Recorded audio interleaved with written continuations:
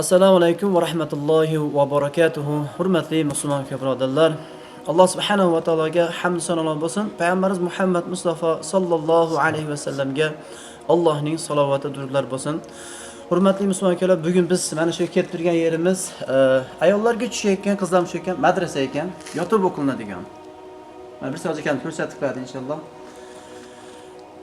Ko'rib turganingizdek birodarlar, albatta mana bunday elimizga, ya'ni rag'bat bilan inshaalloh harakat qilib, mana ko'plab insonlar harakat qilyapti birodarlar. Mana shu madrasa shu holda kelib qo'yapti endi.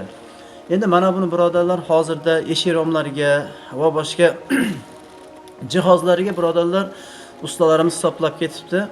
1.200.000 pul ketadi ekan birodarlar. Shunga inshaalloh biz mana shu bizni tomosha qilib, bizni ko'rib turgan barcha musulmon birodarlarga bir iltimos shuki, mana bu amal hammalar oyat hadislarda bilganda sadaqa joriyadir. Chunki Rasululloh hadislarda aytadiki, bu bir inson hayotdan ko'z yumgandan keyin uning orqasidan 3 ta amal qoladi. Birisi qoldirgan ilmi va solih farzand va sadaqa joriyadir. Sadaqa joriyaga nimalar kerak desanglar birodarlar, mana shunday yo'llar qurish bo'lsin birodarlar, masjid qurish bo'lsin, madrasa qurish bo'lsin. Mana madrasa qurish binosida mana shular sadaqa joriyadir birodarlar.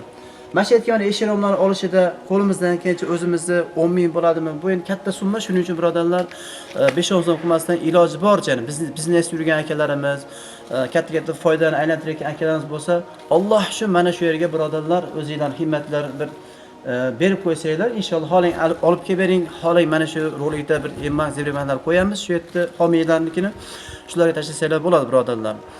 Undan tashqari Alloh subhanahu va taolo oyat karimada aytadiki: "Va yusiruna ala anfusihim walau kana bihim khasasah wa man yuqashuha nafsihi fa ulaika humul muflihun" deydi Alloh azza va jalla.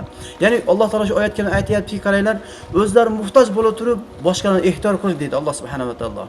Ya'ni o'zimiz muhtoj bo'lsak ham birodarlar, keyinlar biz mana shu muhtoj bo'lib turgan elimizga shu mana qizlar madrasasi kerak bilasizlar. O'zi ayol kishi madrasadir. Shuning uchun befarq qolmasdan mana shu yerga mana oyatda Alloh taolo maqtaganda sifatga muvofiq bo'ladigan bo'lsak, shu yerga mana muhtoj bo'lib turib tozda mana shu yerda akalarimiz mana madrasani shu eshik-romlariga 1.200.000 pul ketadi ekan birodarlar. "Uman yuqashuha nafsi fa ulaykum muflihun" dedi Alloh azza jalla. Kim nafsining ziqlarini saqlay olsa dedi, fa ulaykum muflihun. Bas ana o'shalar najot topuvchilardir birodarlar. Agar nafsimizni ziqnaligidan, baxtligidan saqlay olsak birodarlar, Alloh taolo aytgandek, fa ulaykum muflihun, ana shular najot topuvchilardir birodarlar. Shayton keladiki, siz Allohning yo'lida berayotganingizda ozayib qoladi, kamayib qoladi, bolang ketmaydi deb aytadi. Vaholanki Alloh taolo boshqa oyatda ham "Va ma anfaqtum min shay'in fa huwa yukhlifu va huwa khayrur roziqin" dedi. Alloh yo'lida nimani infoq qilsanglar, va huwa yukhlifu, Alloh taolo uni to'ldiradi. Va huwa khayrur roziqin. U rizq berishning eng yaxshiroqdir. Siz o'ylamang kamayib qoladi, ozayib qoladi deb.